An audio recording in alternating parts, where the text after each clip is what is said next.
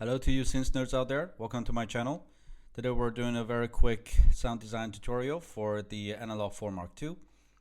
We're going to try to make a acid bassline sound. So here we go.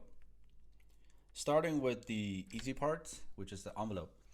Since it's a very short step sound for both the amp and filter envelopes, what I'm setting to is short envelope with attack, sustain, and release all set to 0, but decay is set around value of 55, 56.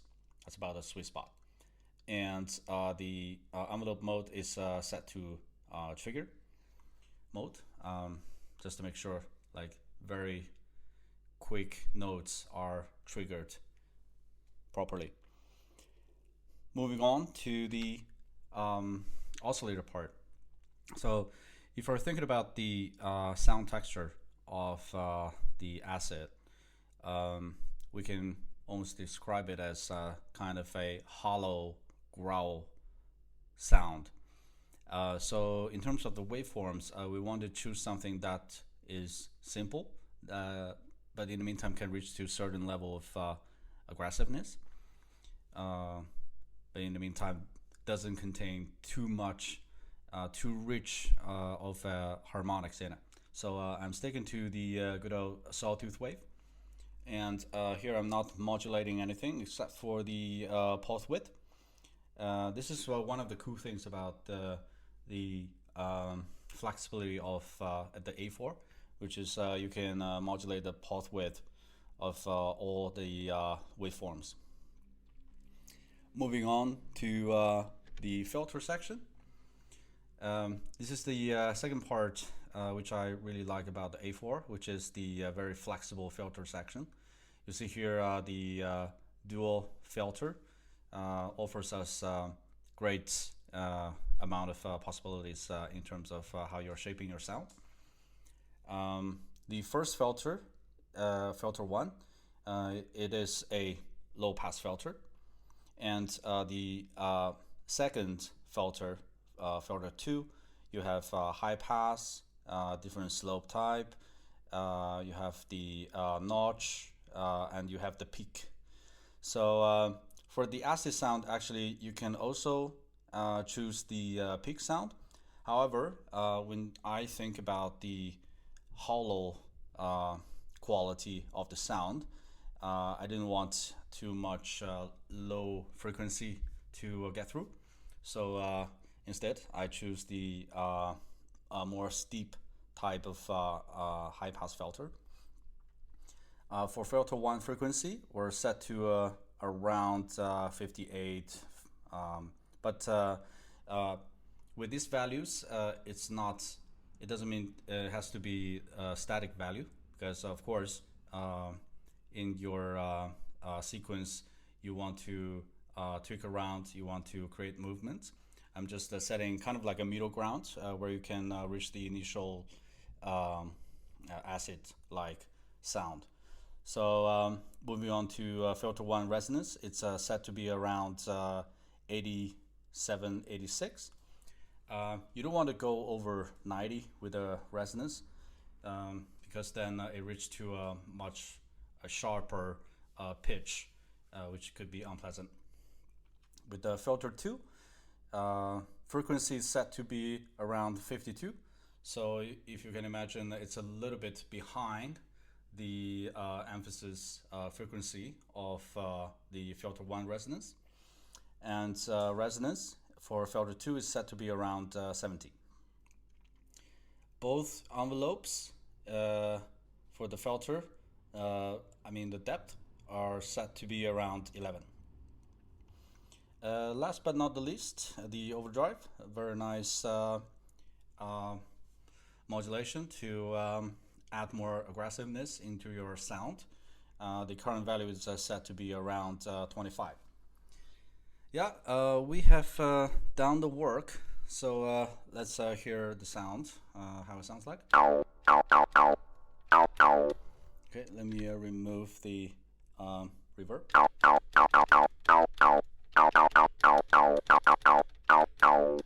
Yeah, I think it is a good start.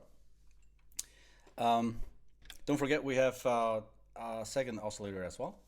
So actually, it is not necessary to add a second oscillator here.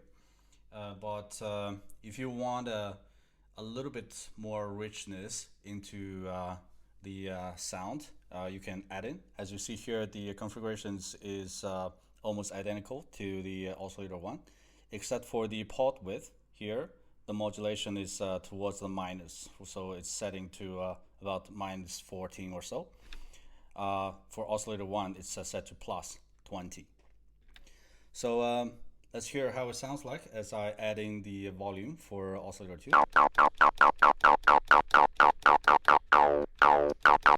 Yeah, it is more aggressive, more richer, but it lost a little bit of a punch in the sound. So we're gonna tweak around the filter number 1 a little bit.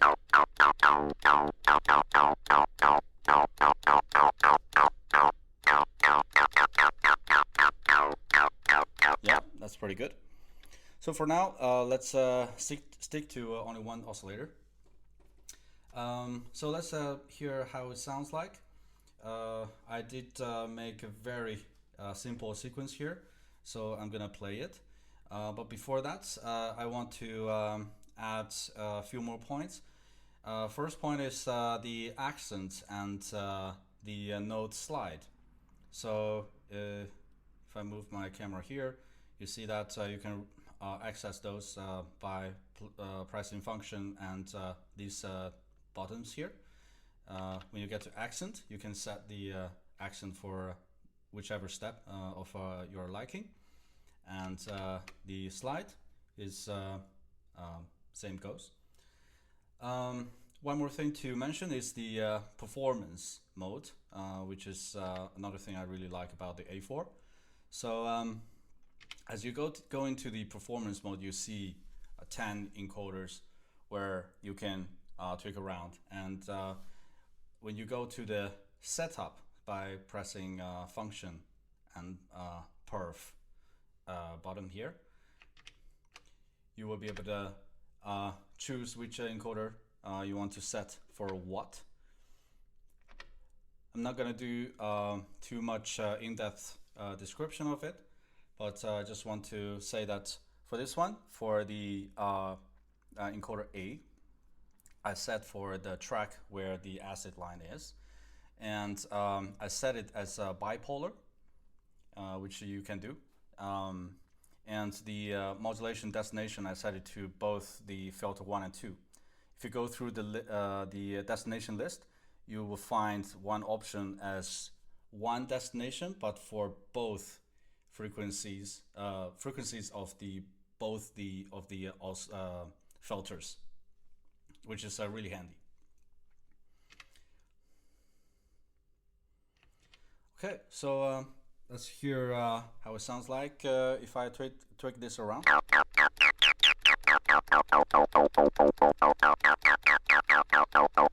Very nice.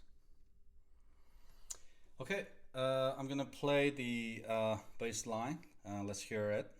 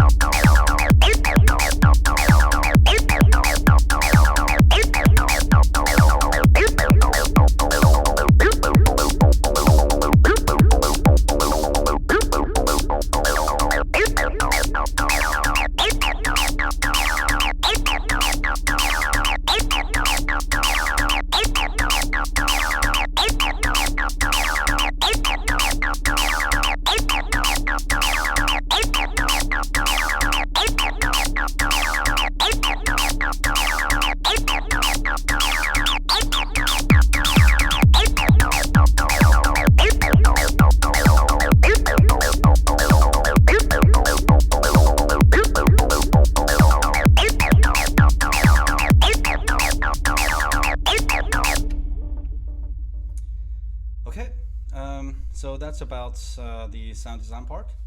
Thanks for watching. Appreciate your attention. If you like this kind of tutorials, please leave a like, subscribe, leave a comment if you would like to have some further discussions or you have any suggestions. I'm just gonna finish up with a very subjective point of view about the A4. So A4 is not a instant sweet spot, I have to say, at least for me personally. If I compare to the Moogs or the Prophets or the Overhang, A4 does require some work. But I would say not all the times, but sometimes this is it's a plus side. It means you have to put in some work. You have to think through about what kind of sound you want to create, make some planning, some imagination in your head, and then mess around with all those different buttons, different functionalities offered by the synth. So with the effort and the tweaking you put into it, then you get the sound of your liking. It is kind of like how I describe the A4 as a delayed gratification kind of synth. I'm not saying you want that all the time, but if you have a certain type of sound in your head, it might be a unique, weird movement kind of sound. Comparing to some of the more old school synths, A4 probably offers you a higher chance to actually create that sound. So if you're considering to sell your A4, hold that thought. Maybe go back to it just to mess around a little bit more. Maybe you'll fall in love with it once again. Believe me, it happens. Okay, thank you guys. See you next time.